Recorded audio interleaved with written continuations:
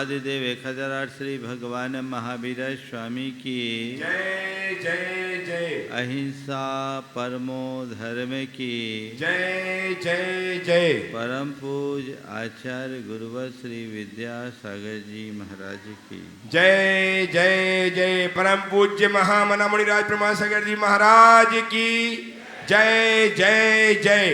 परम पूज्य सागर जी महाराज की जय जय जय। इस चातुर्मास के पावन संयोग पर प्रवचन की धारा तो हमेशा बहती है। इस बार एक अलग धारा प्रवाहित करने का मन बना है, जिन्हें मैं अक्सर उद्धृत करते रहता हूँ। ऐसा मानस बना कि इस चातुर्मास में उसे ही प्रवचन का विषय बनाया जाए।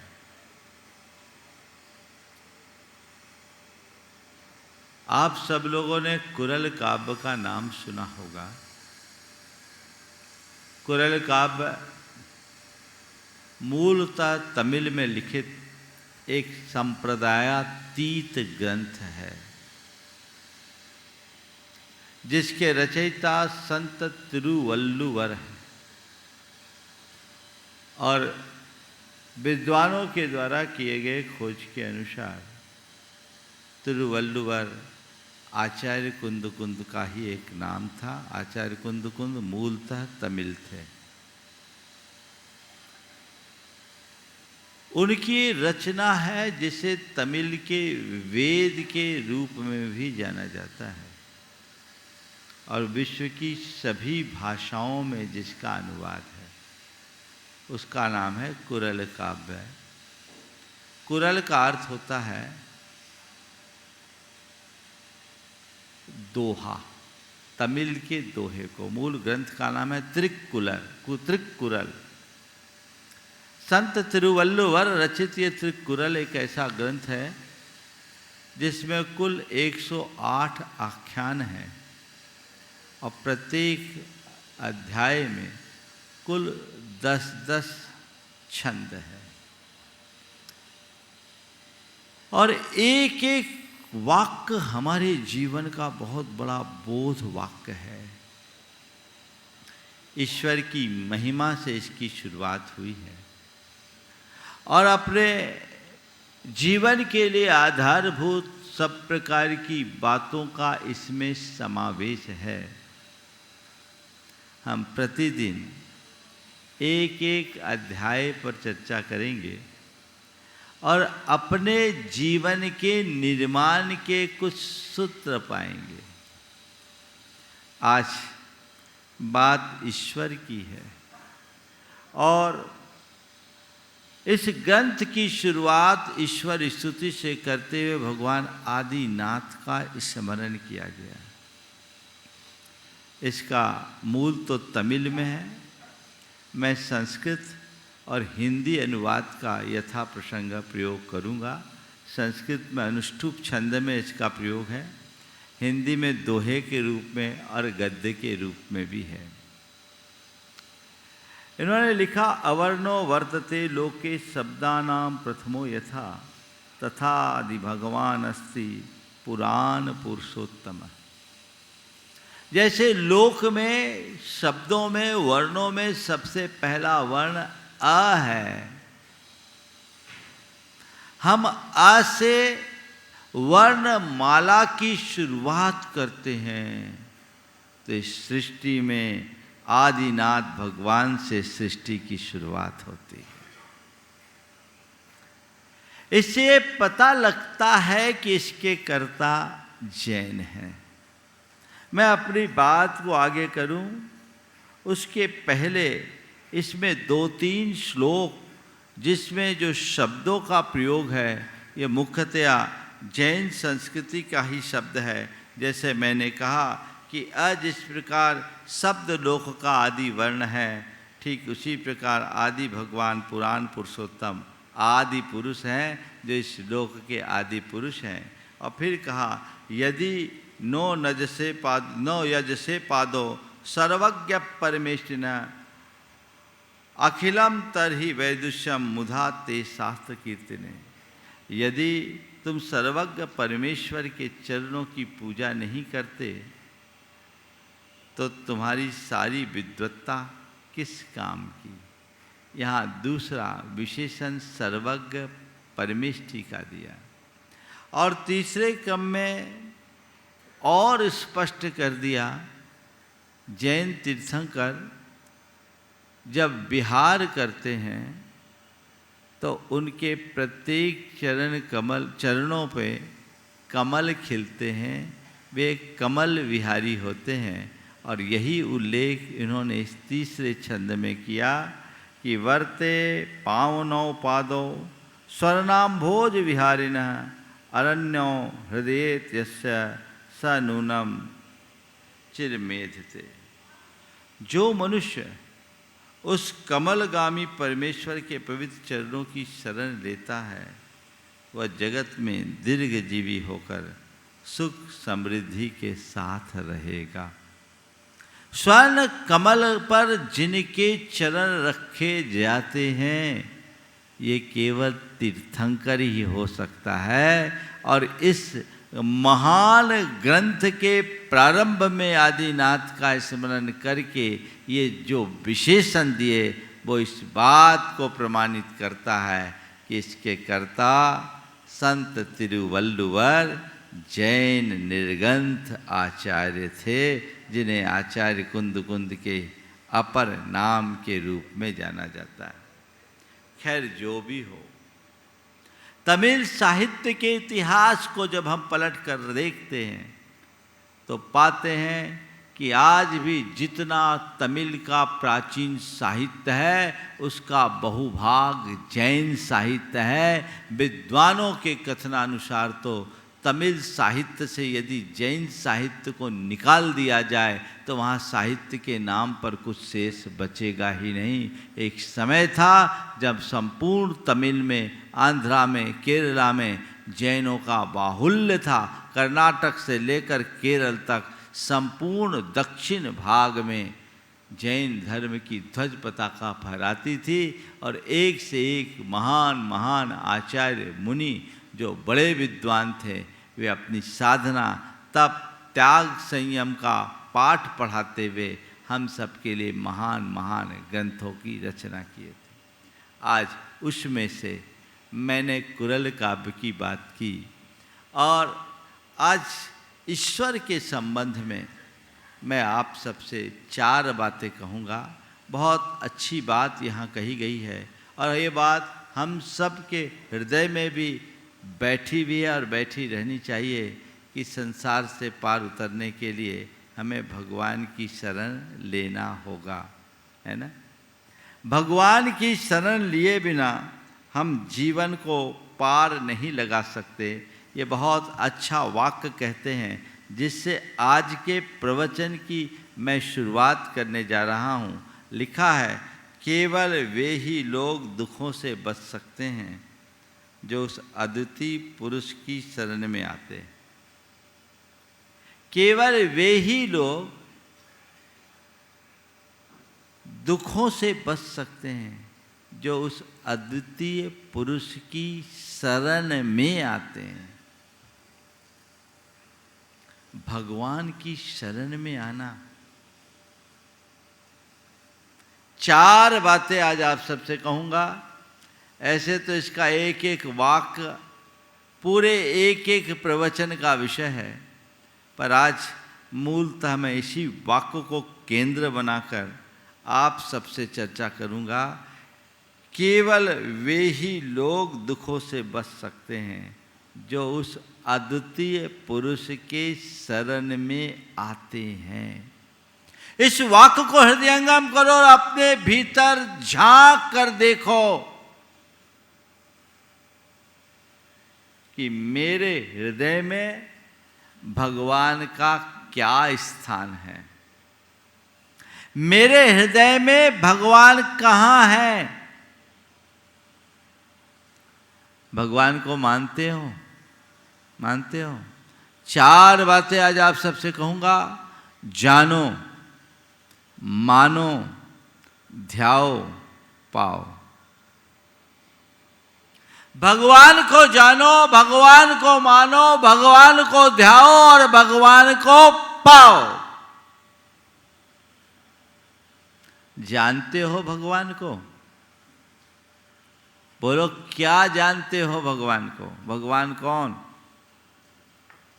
भगवान भगवान भगवान भगवान ये शब्द किसी से अनजाना नहीं है। हर कोई भगवान शब्द को जानता है और भगवान के रूप में अलग अलग अवधारणा भी रखता है। पर सवाल ये है, भगवान कौन? बोलो। हाँ, वीतराग सर्वहितोपदेशी तो ये रट लिया हमने। भगवान कौन? तुम अपने हृदय में भगवान की क्या छवि बनाए हो? तुम्हारे सामने कहा जाए कि आज मुझे भगवान के दर्शन हो गए, तो तुम क्या सोचोगे? तुम सोचोगे किसी सर्वशक्तिमान पुरुष के दर्शन हुए, जो जगत का कर्ता है, जो जगत का नियंता है, जो जगत का पालक है, जो जगत का संहारक है। ऐसी कोई अनादि सिद्ध परमात्म शक्ति का नाम भगवान है। यही धारणा है ना? संत कहते हैं ये भगवान की यथार्थ छवि नहीं है। भगवान कौन? भगवान उस परम आत्मा का स्वरूप है जो शुद्ध है, चैतन्य स्वरूप, निर्विकार परम तत्व है, चिदानंदमय, परमानंदमय, वीतराग सुख के रस में लीन रहने वाला भगवान है। वो भगवान मेरे भीतर भी है और बाहर भी है। मेरे भीतर भी है, बाहर भी है। भीतर जो है उसे मैं जानता नहीं, बाहर जो है वो मेरी धारणा और कल्पना के अनुरूप है। हमने भगवान की एक मूर्त मंदिर में गढ़ करके विराजमान कर दी, पर संत कहते हैं जिसे तुमने बेदी में विराजा वो भगवान नहीं है, वो भगवान की मूर्ति है। उस मूर्ति में जो प्रतिष्ठापित तुम्हारी प्रेरणा है वो भगवान है, उसे पहचानो। भगवान की भगवत्ता को पहचानने की कोशिश करो, मूर्ति को नहीं, उसमें रहने वाले मूर्तिमान को जानने की कोशिश करो और भगवान के उस दिव्य स्वरूप को देखकर अपनी अवधारणा को साफ करो कि भगवान कौन है। तो सहज, शांत, निर्विकार, वीतराग जो शुद्ध परमात्मा है वह भगवान है, जिनके अंदर किसी से राग नहीं, जिसके अंदर किसी से द्वेष नहीं, जिनके मन में कोई भय नहीं, जिनके मन में कोई चिंता नहीं, जिनके हृदय में क्रोध नहीं, जिनके हृदय में क्षोभ नहीं, जो सब प्रकार के दोषों, दुर्बलताओं, दुर्गुणों और दुखों से मुक्त है, वह भगवान है। जिसके हृदय में दोष पल रहे हैं, जिसके हृदय में दुर्बलता है, जिसके जीवन में दुर्गुण है और जो दुखों से घिरा है, वो भगवान नहीं है। सर्व दोषों से मुक्त, सर्व दुर्बलताओं से दूर, सब प्रकार के दुर्गुणों से रहित और सब दुखों से मुक्त परमात्मा है, जो कभी हमारे ही श्रेणी के प्राणी थे, पर उन्होंने अपने चैतन्य का उत्कर्ष करके उस परम अवस्था को प्राप्त किया। उस भगवान की शरण को प्राप्त करने वाला ही अपने दुखों से मुक्त हो सकता है।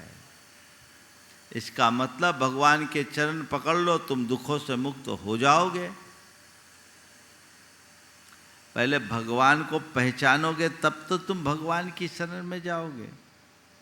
तुम मूर्ति को पकड़ते हो, मूर्तिमान को नहीं।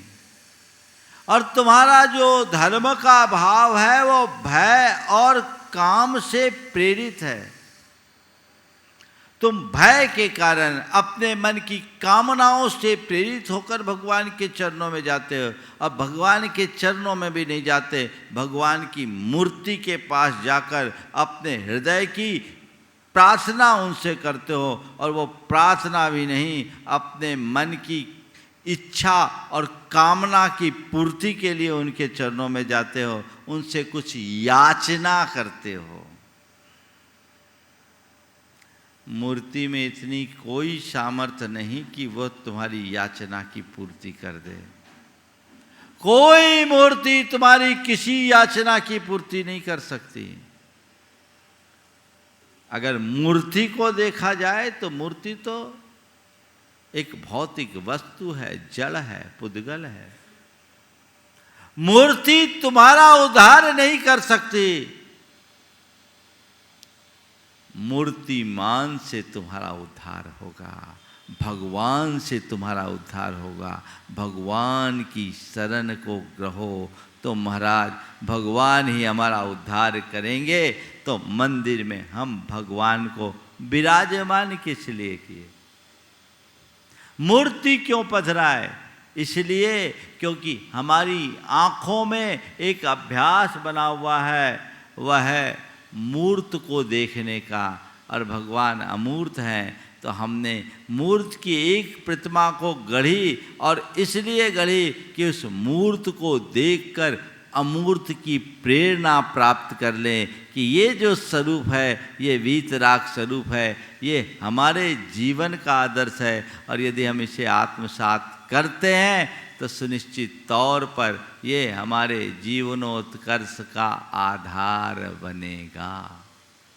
हम मूर्त से अमूर्त की ओर बढ़ सकेंगे एक प्रेरणा के लिए, और हम समझेंगे कि यही भगवान का स्वरूप है जो मेरा शुद्ध रूप है। हम इनकी तरह इनके मार्ग का अनुसरण करेंगे तो सुनिश्चित तौर पर इस भाव सागर से तर सकेंगे। तो ऐसे भगवान के स्वरूप को जानो। आचार्य कुंद कहते हैं, जो जान अधि जिनेंदे पेच्छति, जो जानंदी अरहंतम दब्बत गुणत पज्जयते ही, सो जानदि अपानम मोहो खलु जादि तत्सलयम। जो जिनेंद्र भगवान को उनके द्रव्य गुण और पर्याय के साथ जानता है, यानी जो भगवान के स्वरूप को जानता है, वो अपनी आत्मा को जान लेता है। और जो भगवान के साथ अपनी आत्मा को जानता है, उसका मोह नष्ट हो जाता है। मोह नष्ट हो जाता है यानी उसे अपने जीवन की सही समझ मिल जाती है। अभी तक तो सब मोह में जीते हैं, और जिसकी बुद्धि मोहग्रस्त है उसकी प्रवृत्तियां मूढ़ होती है। वो एक प्रकार के भ्रमपूर्ण आत्ममुग्धता में जीता है। जीवन की वास्तविकता से अनभिज्ञ रहने के कारण वह दुख के साधनों को ही सुख का साधन मानने का भ्रम पाल लेता है।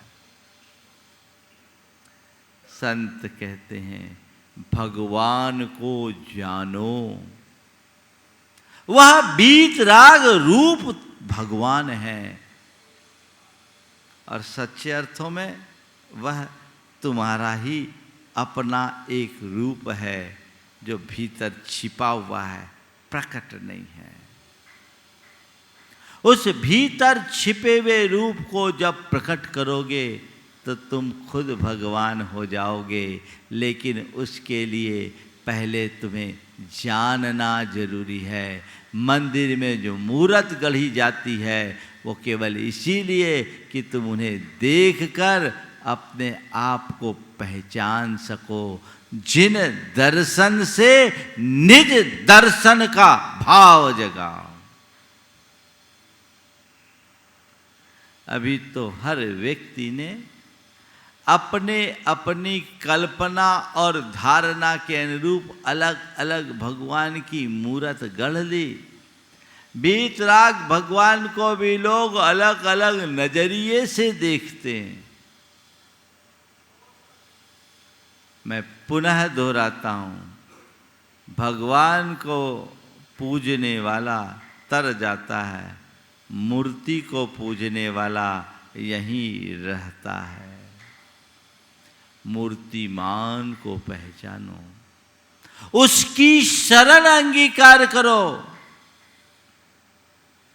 जो उस अद्वितीय परमेश्वर की शरण ग्रहण करता है, पुरुषोत्तम की शरण ग्रहण करता है, वही दुखों से पार उतर सकता है। शरण किसकी ग्रहण करना? भगवान की। भगवान को जानो और फिर भगवान को मानो। क्या मानो भगवान को?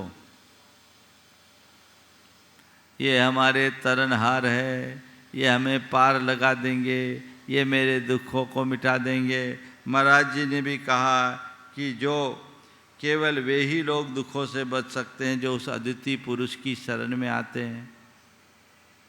तो मानने का मतलब केवल पूजा पाठ करना नहीं, भगवान को मानने का मतलब अपना हृदय उनके चरणों में समर्पित कर देना, भगवान की शरण पा जाना। शरण में आओ। शरण में आने का मतलब बस एक भाव अपने हृदय में जगाओ कि प्रभु मेरे लिए जो कुछ है वो आप ही हैं, आपके अलावा कोई नहीं, क्योंकि आपका स्वरूप ही मेरा स्वरूप है और आपका मार्ग ही मेरा मार्ग है। आपके रास्ते पर चल करके ही हम उद्धार कर सकेंगे अपनी आत्मा का। इसलिए मुझे अब और किसी के रास्ते पर नहीं चलना और किसी को अपना आदर्श नहीं बनाना। मैंने आपको और केवल आपको अपने जीवन का आदर्श बनाया है और आपके चरण चिन्हों पर चलते चलते मैं आप जैसा आदर्श प्राप्त करना चाहता हूं। ये मनोभाव सबको देख लिया। अब आपके अलावा मेरे दुखों का हमेशा हमेशा को अंत करने वाला और कोई दूसरा है भी नहीं, है भी नहीं। भगवान आपसे मुझे एक बात की समझ मिल गई कि दुनिया में और किसी के पास जाऊंगा तो जो उसके पास है वो थोड़ा बहुत कुछ देगा, लेकिन एक आप हैं कि आपकी शरण में जाते हैं तो आप अपना स्थान देने को तैयार हैं। किसी भगवान सेठ के पास जाओगे, हाथ फैलाओगे, वो तुम्हें कुछ 2, 4, 10, 20 रुपया देगा, लेकिन भगवान के पास जाओगे तो भगवान तुम्हें अपना आसन देने को तैयार है। भूत्यासतम यही नात्म समम करोति की बात यही है। इसलिए मैं इस समझ से प्रेरित होकर आपके चरणों में आया हूं, आपकी शरण पाने के लिए। और मेरी ये पक्की अवधारणा बन गई है, अन्यथा शरणम नास्ति त्वमेव शरणम मम। एकमात्र आप ही मेरे शरण हैं, अन्य कोई दूसरा मेरा शरण नहीं है। मेरे आदर्श, मेरी प्रेरणा, मेरे आलंबन, मेरे आश्रय केवल आप है, आपके द्वारा बताया गया मार्ग है। मैं अब चलूंगा तो केवल आपके चरण चिन्हों पर चलूंगा। सच्चे अर्थों में वही भगवान को मानने वाला है।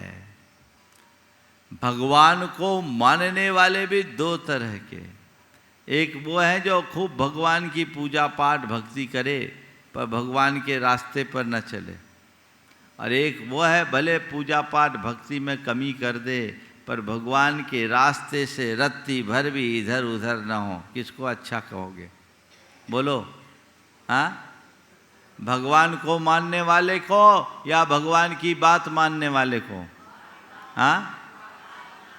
किसी बाप की 2 संतान हो, एक वो है जो 24 घंटे सेवा करता है पर बात एक नहीं मानता, और दूसरा है जो अपने काम धाम में लगा होने के कारण सेवा के लिए समय तो नहीं निकाल पाता पर बात एक भी बात नहीं काटता। अब बोलो, आपकी 2 संतानों में आप किसको ज़्यादा पसंद करोगे, पहले वाले को या बाद वाले को? बाद वाले को ना। तो तुम भी भगवान की संतान यदि अपने आप को भगवान की संतान मानते हो तो देखो मेरा नंबर कौन सी संतान में है, पहले वाले में या दूसरे वाले में? हाँ, दूसरे वाले में है स्थान। भगवान की बात मानते हो? सोचो, भगवान ने जो कहा वो करो, ना करो कोई बात नहीं, चलेगा, लेकिन भगवान ने जिसका निषेध किया उसे न करने का संकल्प लो, तब तुम्हारा भगवान को मानने का कोई अर्थ होगा। तो भगवान को मानना यानी भगवान को अपने जीवन का आदर्श बनाते हुए उनके रास्ते पर चलना और तय कर लेना कि जिन पथ को छोड़कर मुझे और किसी पथ पर देखना भी नहीं है।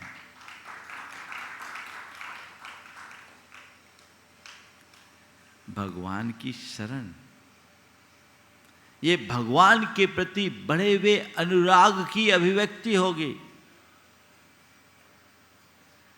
कि बस आपसे, आपके मार्ग से मेरा जुड़ाव है, नाता है, बाकी से मेरा कोई प्रयोजन नहीं, कोई नाता नहीं, बस तस्मिन् अनन्यता तद विरोधीषु उदासीनता च। आपके मार्ग में एकदम लीन हो गया, उससे मेरा प्रगाढ़ संबंध बन गया, और जो आपके मार्ग के विरुद्ध है उससे उदासीनता। रोज भगवान की पूजा से अपने जीवन की शुरुआत करते हो, लेकिन जिसकी पूजा करते हो बाहर आते ही उसके सिद्धांतों की हत्या कर देते हो, तो पूजा का अर्थ क्या? बोलो, ये भगवान को मानने वाले कहलाएंगे? हाँ, बोलो, कहलाएंगे? तो ये भक्त कहलाएंगे कि बगुला भक्त कहलाएंगे? अगर आपको बगला भक्त कहें तो बुरा तो नहीं लगेगा? महाराज, आपसे तो ऐसी अपेक्षा नहीं कि आप कह दें, मैं कहूँगा भी नहीं, पर मैं यही देखूँगा, कहूँगा, इतना जरूर कहूँगा, भक्त बनना, बगुला भक्त नहीं बनना, और अपने भीतर झांक कर देखना कि मेरा स्थान भक्त में आ पाया या नहीं।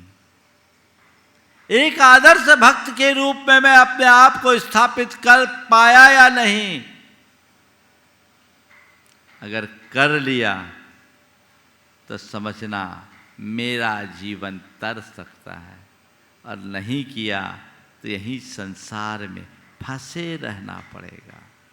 जीवन को आगे बढ़ाने के लिए मर्म को जानना होगा।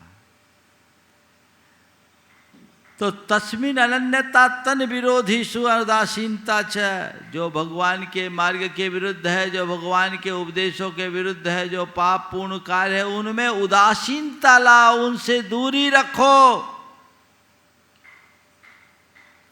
और भगवान के मार्ग में अनुराग बढ़ाओ। अन्याश्रयाणाम त्यागो अनन्यता।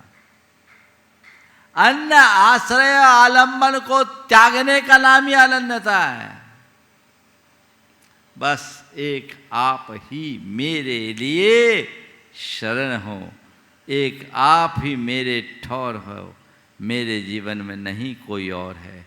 ये सोच, ये श्रद्धा, ये विश्वास और भावना जिसके हृदय में विकसित होती है, उसके जीवन की दिशा दशा सब कुछ पलट जाती है। मुझे तय समय में बात पूरी करनी है, 4 मिनट बचे।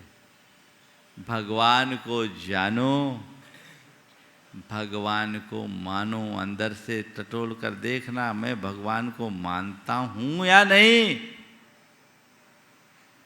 कहीं ऐसा तो नहीं है कि दिखता तो है कि मैं भगवान को मानने वाला हूं, पर अंदर भगवान के प्रति कोई विश्वास नहीं है।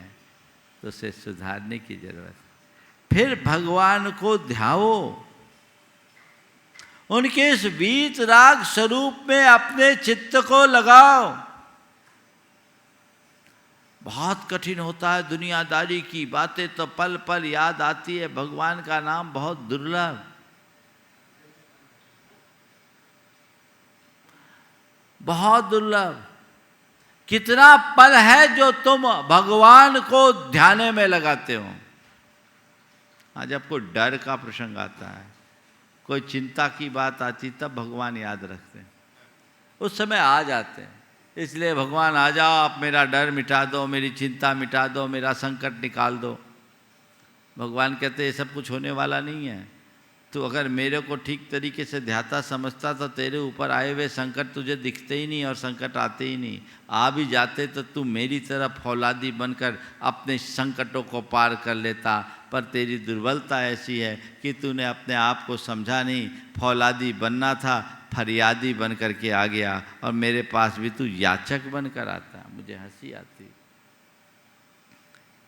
ठीक तरीके से जो भगवान के स्वरूप को जानते हैं, पहचानते हैं, वे हर पल भगवान के स्वरूप को ध्याते हैं।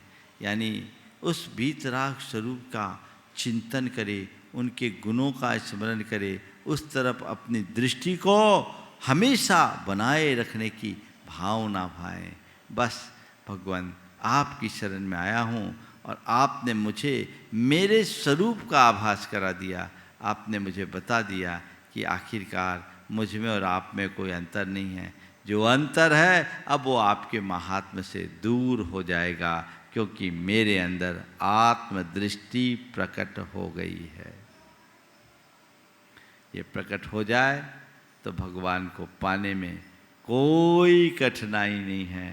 तो जानो, मानो, ध्याओ और पाओ। पाओ क्या? खुद भगवान हो जाओ तो अपना जीवन धन्य हो सकता है।